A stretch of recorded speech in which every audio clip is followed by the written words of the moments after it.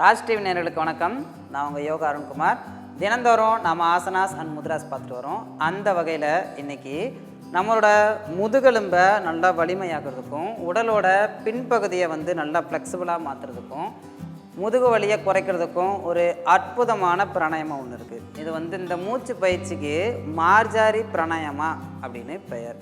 இதை யாரெல்லாம் முதுகு வலி இருக்கோ அவங்க எல்லாருமே தொடர்ந்து பயிற்சி செஞ்சிங்க அப்படின்னா மிக நல்ல பலன்களை ரொம்ப விரைவாகவே பெற முடியும். ஒரு நாளைக்கு ஒரு 20லேருந்து 30 தடவை மட்டும் இந்த சுவாச பயிற்சி செய்கிறது நல்லது.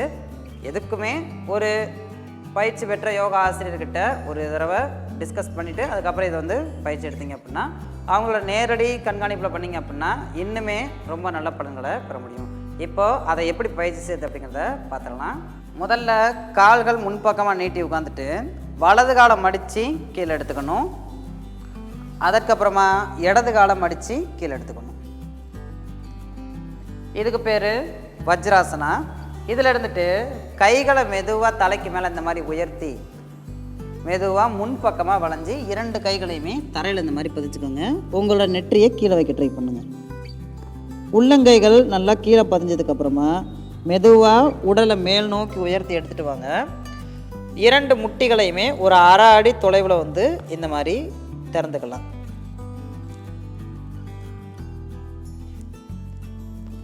ஆங்கிலத்தில் இதை டேபிள் டாப் போஸ் அப்படி சொல்லுவாங்க.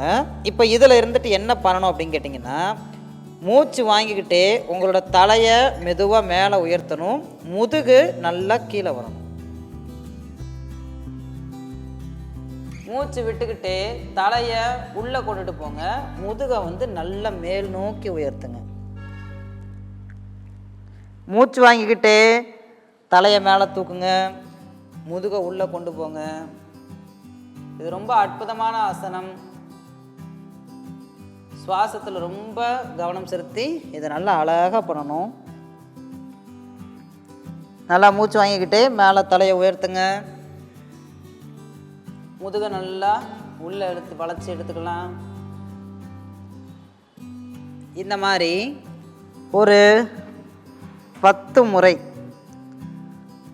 அதை 3 முறையும் பயிற்சி செய்யணும். இதை முடித்ததுக்கப்புறமா கால்கள் 2ஐயும் இந்த மாதிரி இணைச்சிட்டு மெதுவாக உடம்பை பின்னாடி கொண்டு போய் உங்கள் தலையை கீழே ரெஸ்ட் பண்ணிவிட்டு நல்லா மூச்சு வாங்கி மூச்சு விட்டு ரிலாக்ஸ் பண்ணுங்கள். இப்போ நாம் பார்த்த இந்த மூச்சு பயிற்சிக்கு தான் மார்ஜரி பிராணாயாமா மூச்சு பயிற்சி அப்படின்னு பேர்.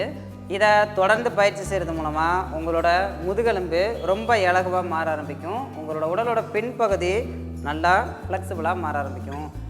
உள்ளுறுப்புகள் எல்லாத்துக்குமே ரொம்ப நல்ல இரத்த ஓட்டமும் காற்றோட்டமும் போக ஆரம்பிக்கும் இந்த பயிற்சியை நம்ம தொடர்ந்து செய்கிறதுனால. இன்றைக்கி நாம் பார்த்த இந்த மார்ஜரி பிராணாயாமா உங்கள் எல்லாருக்குமே மிக உதவியுள்ளதாக இருந்துக்குன்னு நான் நம்புகிறேன். நாளைக்கு இதே மாதிரி இன்னொரு ஆசனாசன் முத்ராஸோட உங்களை நான் மறுபடியும் சந்திக்கிறேன். நன்றி, வணக்கம்.